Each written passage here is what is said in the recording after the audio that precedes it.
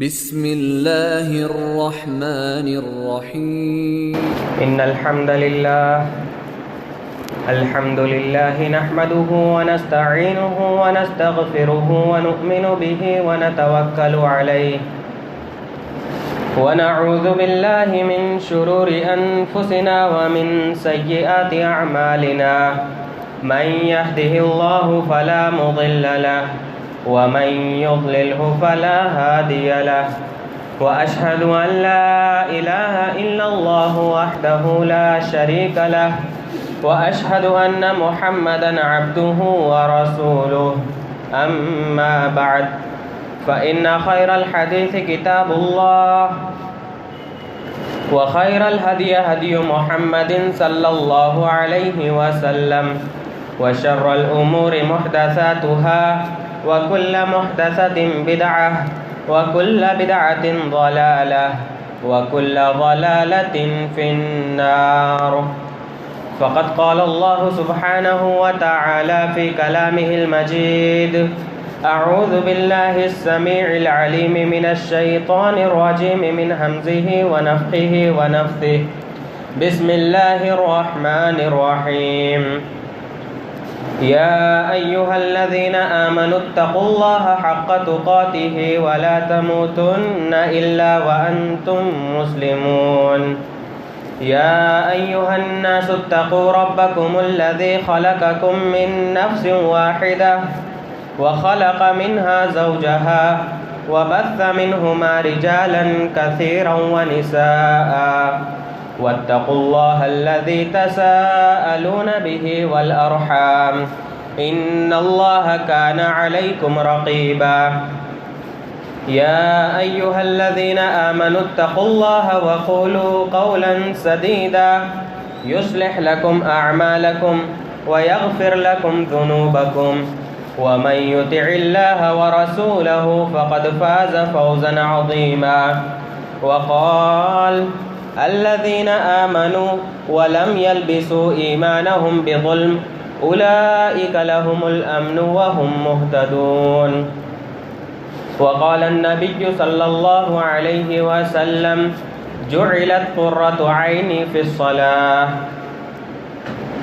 رب اشرح لي صدري ويسر لي أمري واحلل عقدة من لساني يفقهوا قولي ربي زدني علما نافعا ربي زدنی علما نافعا ربی زدنی علما نافعا تمام قسم کی تعریف و توصیف، بڑائی و بزرگی، حمد و کبریائی اس اللہ وحدہ لا شریک خالق کائنات مالک ارض و سما کے لیے ہے کہ جس نے اس دار فانی کے اندر ہمیں پیدا فرمایا اور اپنی بے شمار نعمتوں کے اندر ہمیں ڈھانپ لیا، ہمارے لیے اپنی بے شمار نعمتوں کو ہم پر نچھاور کیا، اور انہی نعمتوں میں سے ایک نعمت یہ بھی ہے کہ اللہ رب العالمین نے ہمارا انتخاب ایک مسلمان گھرانے میں کیا، اور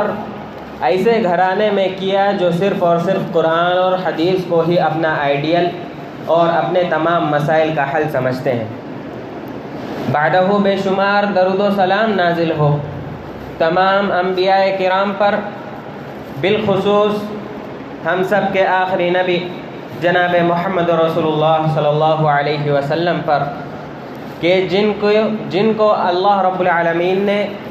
دین اسلام کی نشر و اشاعت کے مشن کے لیے منتخب فرمایا۔ اللہم صلی علی محمد وعلی آل محمد كما صليت على إبراهيم وعلى آل إبراهيم إنك حميد مجيد اللهم بارك على محمد وعلى آل محمد كما باركت على إبراهيم وعلى آل إبراهيم إنك حميد مجيد۔ معزز سامعین و سامعات، ہم نے یہ الفاظ کئی مرتبہ سنے ہوگے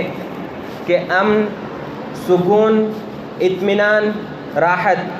یہ تمام ایسے الفاظ ہیں کہ جس کی طلب اور جس کی چاہت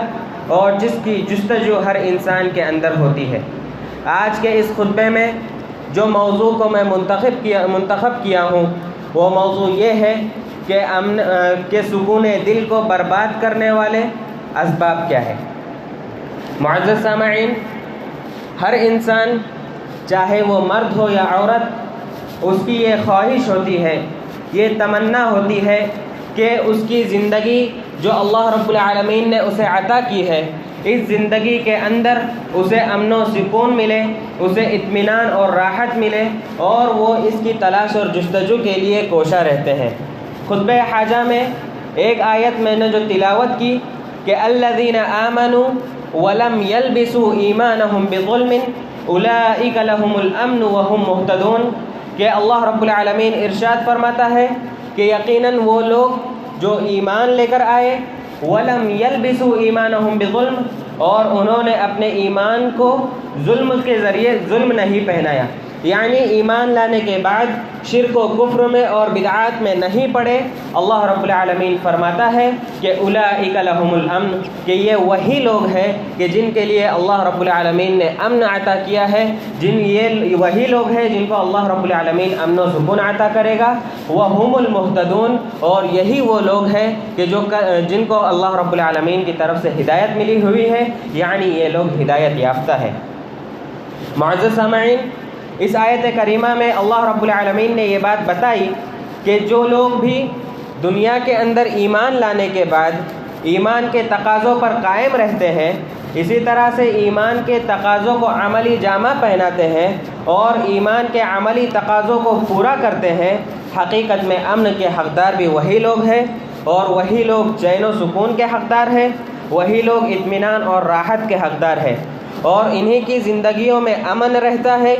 چین و سکون رہتا ہے، اور اطمینان و راحت رہتی ہے۔ تو گویا کہ معلوم ہوا کہ ایمان لانے کے بعد شرک و کفر سے اپنے آپ کو بری کر لینا، شرک و کفر سے دور رہنا اور شرک و کفر کے قریب تک نہ جانا، یہ امن و ایمان کا بہت ہی بڑا امن حاصل کرنے کا بہت ہی بڑا سبب اور بہت بڑا ذریعہ ہے۔ حضرات،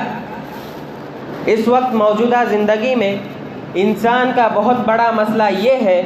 کہ آج انسان کے پاس سب کچھ رہتے ہوئے، انسان اپنے پاس سب کچھ رکھتے ہوئے سب سے زیادہ پریشان رہتا ہے۔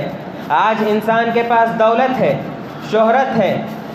عہدہ و منصب ہے، اور اسی طرح سے تجارت، کاروبار ہے، اہل و عیال ہے، الغرض یہ کہ دنیا کی تمام چیزیں اس کے پاس موجود ہے، لیکن صورتحال یہ ہے کہ جس انسان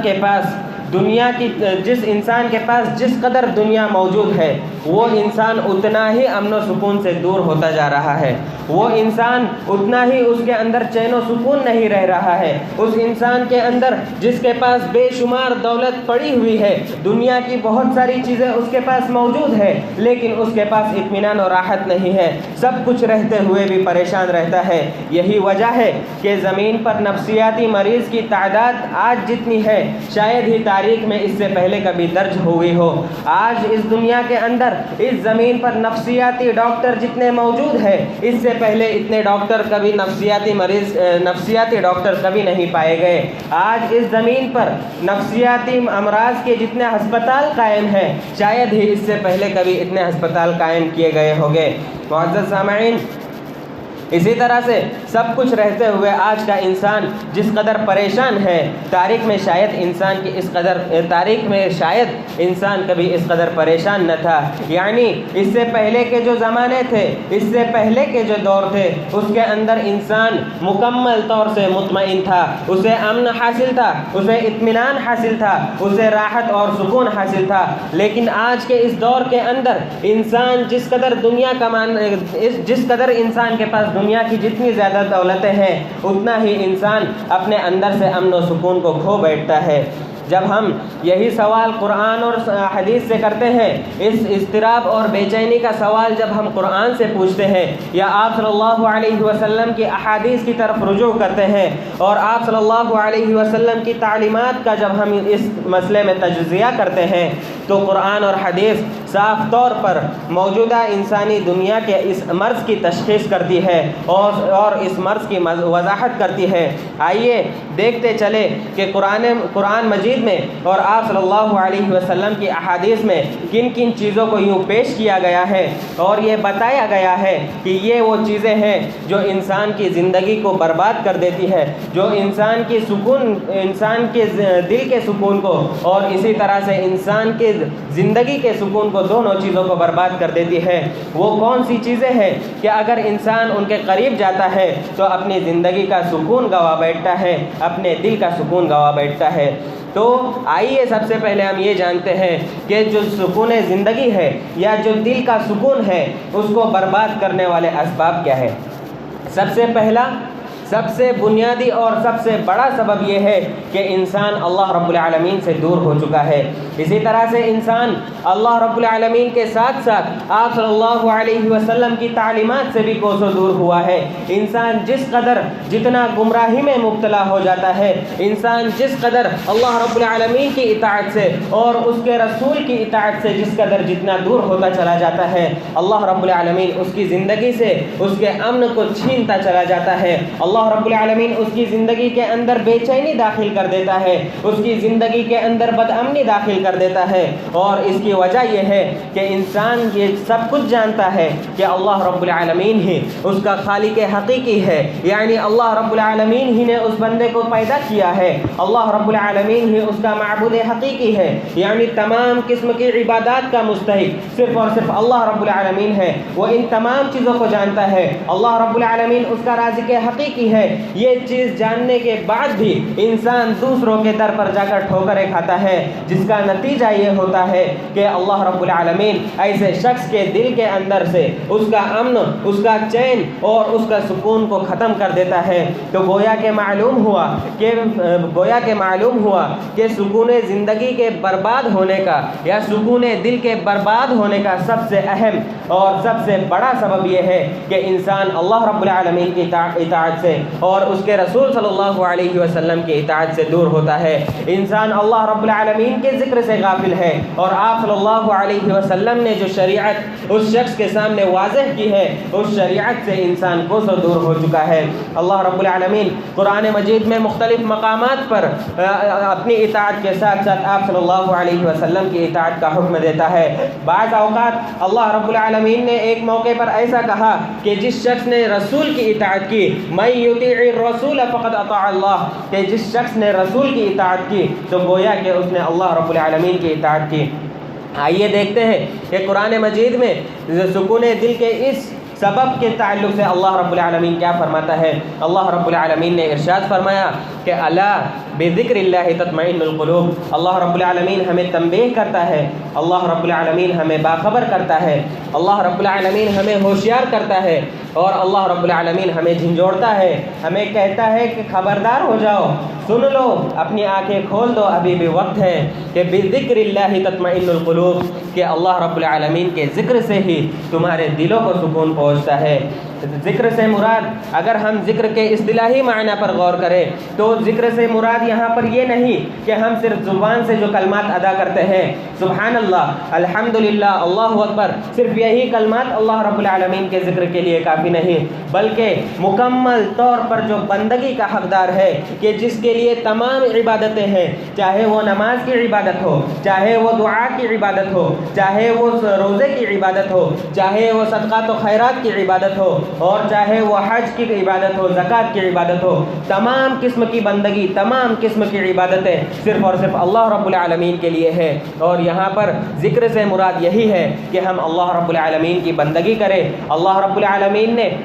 ہماری نمازوں کے قیام کے اندر ہمارے دل کا سکون رکھا ہے، اللہ رب العالمین نے رکوع کے اندر ہمارے دلوں کا سکون رکھا ہے، اللہ رب العالمین نے سجدے کی صورت میں ہمارے دل کا سکون رکھا ہے۔ یعنی جب ایک انسان نماز پڑھنے کے لیے کھڑا ہوتا ہے تو وہ اللہ رب العالمین کے لیے، اللہ رب العالمین گویا کہ اس کے دل میں سکون کو ڈالتا ہے۔ اسی طرح سے جب بندہ رکوع کرتا ہے تو رکوع کی حالت میں اس کو سکون اور اطمینان حاصل ہوتا ہے، اور اگر بندہ سجدے کی حالت میں ہوتا ہے تو جب وہ اللہ رب العالمین کے لیے سجدہ کرتا ہے تو گویا کہ وہ سجدے کی حالت میں اپنے دل کو سکون پہنچاتا ہے اور اپنے دل کو اللہ رب العالمین کے لیے، اللہ رب العالمین سے سکون مانگتا ہے۔ معزز سامعین، بلکہ ہماری زندگی میں جس قدر اللہ اور اس کے رسول صلی اللہ علیہ وسلم کے احکامات پر عمل کرنے میں ہوگی۔ یعنی کہ اگر ہم اپنی زندگی میں اللہ رب العالمین کے اور اسی طرح سے آپ صلی اللہ علیہ وسلم کے بیان کردہ احکامات پر اگر ہم عمل کریں گے تو ہماری زندگی میں بہت ہی زیادہ سکون ہوگا۔ اور یہ بات بھی یاد رکھنی چاہیے کہ ایمان جو ہے یہ امن سے ماخوذ ہے۔ تو گویا کہ معلوم ہوا کہ جس شخص کی زندگی میں ایمان ہے، جس شخص کا ایمان جتنا زیادہ مضبوط ہے، اتنا ہی اس شخص کی زندگی میں اس شخص کے دل کو سکون اور اطمینان پہنچے گا۔ تو گویا کہ معلوم ہوتا ہے کہ ہم نے جو خطبہ حاجہ میں جو آیت پڑھی کہ الذین آمنوا ولم یلبسوا ایمانہم بظلم اولئک لہم الامن وہم مہتدون، کہ بے شک وہ لوگ جنہوں نے ایمان لے کر آئے اور پھر ایمان لانے کے بعد انہوں نے ظلم کو اپنی زندگی میں پہنا ہوا نہیں پہنایا، یعنی ایمان لانے کے بعد انہوں نے شرک نہیں کیا، بدعت و خرافات سے دور رہے، تو ایسے یہی وہ اشخاص ہیں کہ جن کے لیے اللہ رب العالمین نے امن کا وعدہ کیا ہے، یہی وہ اشخاص ہیں کہ جنہیں اللہ رب العالمین امن سے نوازے گا۔ اور یہی نہیں بلکہ آپ صلی اللہ علیہ وسلم نے عبادت کے اندر ذکر کیے گئے اسی سکون کو لے کر آپ صلی اللہ علیہ وسلم نے فرمایا کہ جعلت قرۃ عینی فی الصلاۃ، کہ میرے آنکھوں کی ٹھنڈک نماز کے اندر رکھی گئی ہے۔ تو گویا کہ معلوم ہوتا ہے کہ آپ صلی اللہ علیہ وسلم جب عبادت کرتے تھے، چاہے وہ نماز کی عبادت ہو یا آپ صلی اللہ علیہ وسلم جب اللہ رب العالمین سے دعا و اذکار کیا کرتے تھے، تو آپ صلی اللہ علیہ وسلم کے دلوں کو سکون اور اطمینان ملتا تھا، آپ صلی اللہ علیہ وسلم کا دل معمون ہو جاتا تھا، آپ صلی اللہ علیہ وسلم کو امن حاصل ہوتا تھا۔ کبھی کبھی آپ ان الفاظ میں بھی امن کو تلاش کرتے تھے۔ آپ صلی اللہ علیہ وسلم حضرت بلال رضی اللہ تعالی عنہ کو حکم دیا کرتے تھے کہ اے بلال تم اٹھو، کھڑے ہو جاؤ اور نماز پڑھو، ہمارے جو روح ہے اس کو تم نماز کے ذریعے سے سکون پہنچاؤ، نماز کے ذریعے سے ہماری روح کو تسکین پہنچاؤ، امن پہنچاؤ۔ یعنی آپ صلی اللہ علیہ وسلم کے الفاظ یہ ہوا کرتے تھے کہ قم یا بلال فارحنا بالصلاۃ، اے بلال کھڑے ہو جاؤ اور ہماری روحوں کو نماز کے ذریعے سے تم سکون پہنچاؤ، یعنی اے بلال اذان دو، نماز کے لیے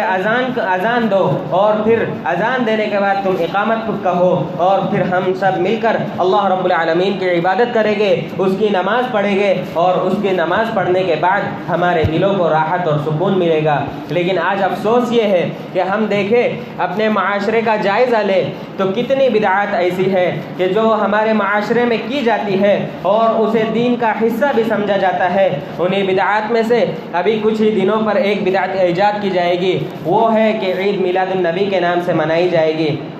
معزز سامعین، علماء کرام نے اپنی کتابوں کے اندر اس چیز کو تحقیق کے ذریعے سے وضاحت کر دی ہے کہ آپ صلی اللہ علیہ وسلم کی ولادت 9 ربیع الاول کی ہے، نہ کہ 12 ربیع الاول کی، اور آپ صلی اللہ علیہ وسلم کی وفات 12 ربیع الاول کی ہے۔ تو میں یہ پوچھنا چاہتا ہوں ہمارے ان بدعتی بھائیوں سے کہ تم کس چیز کو دلیل بنا کر 12 تاریخ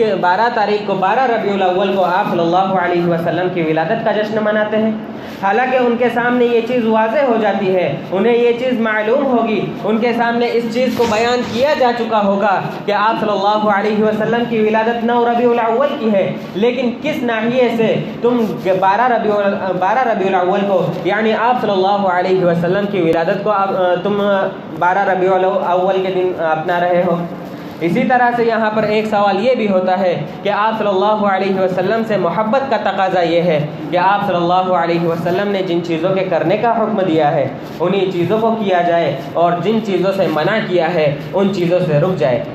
آپ صلی اللہ علیہ وسلم نے جب تبسم اختیار کیا، آپ صلی اللہ علیہ وسلم تھوڑا سا مسکرائے، تو آپ صلی اللہ علیہ وسلم کا مسکرانا صحابہ کرام نے اپنی احادیث میں ذکر کیا، آپ صلی اللہ علیہ وسلم کا ہنسنا صحابہ کرام نے اپنی روایتوں کے اندر ذکر کیا، آپ صلی اللہ علیہ وسلم کا غم اور آپ صلی اللہ علیہ وسلم کا ٹینشن حدیثوں میں بیان کیا گیا، آپ صلی اللہ علیہ وسلم کا رونا حدیثوں میں بیان کیا گیا، لیکن آپ صلی اللہ علیہ وسلم سے کبھی یہ بیان نہیں کیا گیا، یہ روایت منقول ہی نہیں ہے کہ آپ صلی اللہ علیہ وسلم نے یا آپ صلی اللہ علیہ وسلم کے صحابہ نے یا آپ صلی اللہ علیہ وسلم کے تابعین ہو یا تبع تابعین ہو، کسی نے آپ صلی اللہ علیہ وسلم کی ولادت کا جشن منایا ہو؟ آپ صلی اللہ علیہ وسلم کی ولادت کا جشن منانا تو دور کی بات، ہم اپنے ولادت کا جشن نہیں منا سکتے، اس لیے کہ یہ دوسرے قوموں کی مشابہت ہے، اور آپ صلی اللہ علیہ وسلم نے ہمیں مشابہت سے منع کیا ہے۔ آپ صلی اللہ علیہ وسلم نے فرمایا کہ من تشبہ بقوم فہو منہم، جو شخص جس قوم کی مشابہت اختیار کرتا ہے تو گویا کہ وہ انہی میں سے ہے، انہی قوم میں سے اس کا شمار ہے، وہ مسلمان نہیں گردانا جائے گا۔ میرے بھائیوں اور میری ماں اور بہنوں، ان تمام معاملات میں ہمیں غور کرنے کی ضرورت ہے کہ یہ بدعات جو انجام دی جاتی ہے، نہ تو اس کا شریعت میں کوئی ثبوت ملتا ہے، نہ ان کا سر ہے نہ پیر ہے، بلکہ اس چیز کو بعد میں ایجاد کر کے اسے دین کا حصہ بنا لیا گیا ہے۔ تو کیوں نہیں اللہ رب العالمین کے اگر ہم احکامات کی تبدیلی کریں گے، اللہ رب العالمین کے باتوں کو اگر ہم نہیں مانیں گے، تو کیوں اللہ رب العالمین ہمیں بھی امن و سکون عطا کرے گا؟ بلکہ ہماری ان حرکتوں کی وجہ سے، ان بدعات و خرافات پر عمل کرنے کی وجہ سے اللہ رب العالمین ہمارے دلوں سے اور ہماری زندگی سے امن و سکون کو غائب کر دے گا، اللہ رب العالمین ہمارے دلوں سے امن و سکون کو ختم کر دے گا۔ تو اس مسئلے میں ہمیں زیادہ سے زیادہ غور کرنے کی ضرورت ہے، اور اس طرح کی بدعات و خرافات سے ہمیں اجتناب کرنے کی، خود بچنے کی اور دوسروں کو بچانے کی، اور ان کو دوسروں کو بچنے کی تلقین کرنی چاہیے۔ اسی طرح سے سکون دل کو برباد کرنے والا دوسرا اہم سبب یہ ہے کہ ہم حرص اور لالچ رکھتے ہیں، یعنی کہ قناعت جو ہے کہ جتنا ملے اس پر ہمیں اللہ رب العالمین کی شکر گزاری کرنی چاہیے، اس پر ہمیں خوش ہونا چاہیے، اللہ رب العالمین کا شکر ادا کرنا چاہیے۔ تو یہ قناعت جو ہے یہ بہت بڑی اللہ رب العالمین کی طرف سے دی ہوئی نعمت ہے، تو اس نعمت پر ہم اللہ رب العالمین کا شکر ادا کریں۔ اس کے علاوہ اس کے برعکس حرص ہے، لالچ ہے، اور یہ لالچ، یہ حرص، یہ ایک ایسی بھوک ہے کہ جس کو جتنا بجھانے کی کوشش کی جائے گی، یعنی لالچ میں آ کر انسان مال کمانے کی کوشش کرتا ہے، بہت سارا مال تو کما لیتا ہے، لیکن پھر بھی اس کا پیٹ نہیں بھرتا، وہ یہ چاہتا ہے کہ میں اور مال کماؤں اور مال کماؤں۔ تو یہ جو حرص کی جو بھوک ہے، یہ انسان جتنا بجھاتا ہے یہ حرص اتنی ہی بڑھ جاتی ہے، جیسا کہ آپ صلی اللہ علیہ وسلم نے اپنی بعض روایات کے اندر اس چیز کی وضاحت کی۔ آپ صلی اللہ علیہ وسلم نے فرمایا کہ اگر بنی آدم کو لو کان لابن آدم وادیان من ذہب، کہ اگر بنی آدم کو 2 وادی بھر کر سونا بھی دیا جائے تو لبتغى ثالثا، تو وہ تیسری وادی کی تلاش میں، تیسری وادی کی جستجو میں نکل جائے گا، اور اس کی یہ بھوک صرف اور صرف قبر کی مٹی ہی بجھا سکتی ہے۔ تو گویا کہ ہمیں معلوم ہوا اس حدیث کے ذریعے سے کہ حرص یہ ایک ایسی خطرناک چیز ہے، یہ اتنی خطرناک بیماری ہے کہ جو انسان کے دلوں کا اور انسان کے زندگی کا سکون برباد کر دیتی ہے۔ اسی لیے میرے بھائیوں اور میری ماں اور بہنوں، ہمیں یہ چاہیے کہ اللہ رب العالمین نے ہمیں جتنا عطا کیا ہے ہم اتنے پر خوش ہوں، اور اللہ رب العالمین کی شکر گزاری کریں اور اس کے لیے قناعت اختیار کریں۔ اسی طرح سے سکون زندگی کے برباد ہونے کا تیسرا سبب یہ ہے کہ جذبہ حسد ہوتا ہے، یعنی ہم سے اپنے دوستوں کی ترقی دیکھی نہیں جاتی، ہم سے اپنے رشتہ داروں کی ترقی دیکھی نہیں جاتی، اپنے بھائیوں کی ترقی دیکھی نہیں جاتی۔ تو یہ جو ترقی، جو حسد اور جلن کا جو جذبہ ہوتا ہے، یہ انسان کو خود گنہگار بنا دیتا ہے، اور جو انسان اپنے بھائیوں سے، اپنے دوستوں سے جتنا زیادہ جلے گا، گویا کہ وہ اپنے آپ کو اتنا عذاب کا مستحق بنا رہا ہے۔ اس لیے کہ انسان اللہ رب العالمین کی دی ہوئی نعمتوں کا شکر ادا نہیں کرتا ہے، بلکہ وہ دوسرے کی نعمت جو اللہ رب العالمین نے اسے دی ہے اس کے زوال کی وہ تمنا کرتا ہے، لہٰذا یہ بہت ہی بری چیز ہے۔ اسی لیے کہا جاتا ہے کہ اللہ رب العالمین نے حسد کا جذبہ ہر انسان کے اندر رکھا ہے۔ کسی کو کوئی ترقی ہوتی ہے تو یہ جذبہ آٹومیٹیکلی ابھر جاتا ہے، لیکن اس جذبے کو ہم اپنے ہی اندر دبا کر رکھیں، اس جذبے کو ہم ظاہر نہ ہونے دیں، نہ تو اپنے اعمال کے ذریعے سے، نہ افعال کے ذریعے سے، اور نہ ہی اقوال کے ذریعے سے۔ اسی لیے کہ کہا جاتا ہے کہ ما خلا جسد من حسد، کہ کوئی بھی جسم حسد سے خالی نہیں ہے، یعنی اللہ رب العالمین نے ہر شخص کے جسم میں حسد کا یہ جذبہ رکھا ہے۔ اما الکریم فیخفیہ، بس جو نیک کار رہتا ہے، جو نیک بندہ رہتا ہے، وہ کیا کرتا ہے؟ وہ اپنے حسد کو چھپا لیتا ہے، اس کو ظاہر نہیں ہونے دیتا۔ وَأَمَّا اللَّئِيمُ فَيُبْدِيهِ، اور جو کمینہ بندہ ہوتا ہے، جو سرکش ہوتا ہے، وہ کیا کرتا ہے؟ وہ اپنے حسد کو اپنے اقوال کے ذریعے سے، اپنے افعال کے ذریعے سے اور اپنے اعمال کے ذریعے سے وہ اس چیز کو ظاہر کرتا ہے۔ تو گویا کہ ہمیں معلوم ہوا کہ حسد کا یہ جو جذبہ ہے، یہ اللہ رب العالمین نے ہر انسان کے دل میں رکھا ہے، لہٰذا اس جذبے کو ہم دبا کر رکھیں، اس جذبے کو ظاہر ہونے نہ دیں، اس لیے کہ یہ اللہ رب العالمین کی طرف سے ایک آزمائش ہے۔ اللہ رب العالمین اپنے بندوں کو مختلف طریقوں سے آزماتا ہے، تو ہو سکتا ہے کہ اللہ رب العالمین حسد کے ذریعے سے بھی ہمیں آزمانا چاہ رہا ہو۔ لہٰذا ضرورت اس بات کی ہے کہ ہم جو ہماری زندگی کے، ہمارے دل کے جو امن و سکون کو برباد کر دیتے ہیں، یہ جو اسباب جو بیان کیے جا رہے ہیں، ان اسباب سے ہم دور رہیں۔ اسی طرح سے سکون زندگی کو اور سکون دل کو برباد کرنے والے اسباب میں سے ایک سبب یہ ہے کہ خاندانی جھگڑے، میاں کا بیوی سے جھگڑا، باپ کا اولاد سے، اور ماں باپ کے درمیان جھگڑے، بھائی بھائی کے جھگڑے، بہنوں بہنوں کے جھگڑے، اور آپسی دوستوں کے جھگڑے، خاندانوں کے جھگڑے، یہ تمام جھگڑے ایسے ہیں جو انسان کے دل کے سکون کو بھی اور زندگی کے سکون کو بھی برباد کر دیتے ہیں۔ اور یہ تمام جھگڑے، یہ سب بنیاد بنتے ہیں کہ انسان کے خاندان کئی خاندان ان جھگڑوں میں مبتلا ہے، اور ان جھگڑوں کی وجہ سے ان کا مکمل طور پر ان لوگوں کا سکون برباد ہو چکا ہے، انہیں سکون نہیں ملتا ہے۔ جھگڑے، انبن ہر جگہ پر موجود ہوتی ہے، لیکن اس کا حل یہ ہے کہ جب ایسی کوئی انبن ہو جائے، جھگڑے خاندان کے اندر ہو جائے، تو اس کا حل یہ ہے کہ ان جھگڑوں پر ہم صبر و استقامت سے کام لیں۔ میاں بیوی کا جھگڑے ہو رہے ہیں، اگر میاں کے ذریعے سے بیوی جھگڑ رہی ہے تو بیوی خاموش رہے، اگر اس کے برعکس ہے تو میاں خاموش رہے، یعنی بیوی اگر جھگڑا کر رہی ہے تو شوہر خاموش رہے۔ اسی طرح سے اولاد والدین کے جھگڑے ہیں، تو ان تمام جھگڑوں کا بنیادی سبب یہ ہے کہ یہ جھگڑے ہر جگہ پر ہر کسی میں ہو سکتے ہیں، لیکن ان کا حل یہ ہے کہ جب ایسے کوئی جھگڑے ہو تو ہمیں چاہیے کہ ہم صبر و استقامت سے کام لیں، صبر و تحمل سے کام لیں۔ لیکن ہمارے اندر ایک جذبہ یہ پیدا ہو جاتا ہے کہ بدلہ لینے کا، ہم کسی بھی صورت میں بدلہ لیں گے۔ مثلاً اگر فلاں شخص نے کسی کو گالی دیا، تو جو گالی جس نے دیا ہے، تو جس کو گالی دی گئی ہے وہ یہ سوچے گا کہ میں اس سے بدلہ لوں۔ اگر اس نے ایک گالی دیا ہے تو یہ اس کو بڑھ کر 2-4 گالیاں دے دیتا ہے۔ لیکن ہمیں یہ چاہیے کہ ہم ان تمام چیزوں سے دور رہیں اور اپنے بدلے کی آگ کو بھی بجھائیں، کیونکہ اللہ رب العالمین نے قرآن مجید میں ارشاد فرمایا کہ وَجَادِلْهُمْ بِالَّتِي هِيَ أَحْسَنُ، کہ تم جو ہے کہ اچھائی کے ذریعے سے برائی کا دفاع کرو۔ یعنی اگر کوئی شخص گالی دے رہا ہے تو تم اسے گالی نہ دیتے ہوئے اس کے حق میں دعا کرو، اس سے معاف اور درگزر کر دو۔ اسی طرح سے اگر کسی نے کسی کو مارا ہے تو جس کو مارا گیا ہے وہ شخص خاموش رہے، صبر و تحمل سے کام لے اور اس کے حق میں دعا کرے۔ لیکن یہ کام آسان نہیں ہے، بہت ہی مشکل ہے، کیونکہ شیطان جو ہے یہ انسان کو اکساتا ہے، بھڑکاتا ہے، بہکاتا ہے۔ اسی لیے اللہ رب العالمین نے اس کا بھی حل بتایا کہ اگر تمہیں شیطان بھڑکاتا ہے، شیطان اگر تمہیں اکساتا ہے، تو اس کا حل یہ ہے کہ تم فوراً سے اعوذ باللہ من الشیطان الرجیم پڑھو۔ اللہ رب العالمین فرماتا ہے کہ وَإِمَّا يَنزَغَنَّكَ مِنَ الشَّيْطَانِ نَزْغٌ فَاسْتَعِذْ بِاللَّهِ، کہ جب شیطان تمہیں بھڑکائے، تمہارے اندر ولولہ ڈالے، تمہیں ابھارے، تو تم کیا کرو؟ فاستعذ باللہ، تو تم اللہ رب العالمین کی پناہ طلب کرو۔ تو میرے بھائیوں اور میری ماں اور بہنوں، یہ چند اسباب جنہیں میں مختصر انداز میں آپ کے سامنے بیان کرنے کی کوشش کر رہا تھا،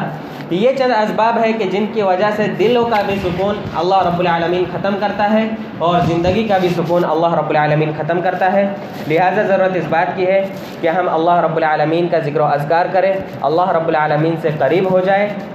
اور دوسروں سے حسد، جلن، کینہ، کپٹ اپنے دلوں سے نکالیں، اور خاندانی جھگڑے جہاں پر ہو وہاں پر صبر و تحمل سے کام لیں۔ آخر میں اللہ رب العالمین سے دعا کرتے ہیں کہ الہ العالمین تو ہم تمام لوگوں کو ان اسباب سے اجتناب کرنے کی توفیق عطا فرما، جن اسباب کے ذریعے سے زندگی کا سکون اور دلوں کا سکون تو ختم کرتا ہے۔ الہ العالمین تو ہم تمام لوگوں کو زیادہ سے زیادہ تیری عبادت کرنے کی اور زیادہ سے زیادہ تیرے ذکر و اذکار کرنے کی توفیق عطا فرما۔ الہ العالمین بدعتوں کا قلع کما کرنے کی ہمیں توفیق عطا فرما، اور بدعتوں سے کوسوں تو ہمیں دور رکھ۔ الہ العالمین ہمیں جو مریض ہیں انہیں شفاء کاملہ عاجلہ نافعہ عطا فرما۔ الہ العالمین جو بے روزگار ہیں انہیں تو روزگار عطا فرما۔ الہ العالمین جو مقروض ہیں ان کے قرض کی ادائیگی کی سبیل نکال۔ الہ العالمین ہم تمام لوگوں کو اس دنیا میں جب تک زندہ رکھ، ایمان و اسلام پر زندہ رکھ، اور جب ہمارا خاتمہ ہو تو ایمان و اسلام کی صدائے ہماری زبانوں سے جاری رہے۔ آمین۔ تقبل یا رب العالمین وتب علینا انک انت التواب الرحیم۔ بارک اللہ لنا ولکم فی القرآن الکریم ونفعنی وإیاکم بالآیات والذکر الحکیم، انہ تعالی جواد کریم ملک بر الرؤوف الرحیم۔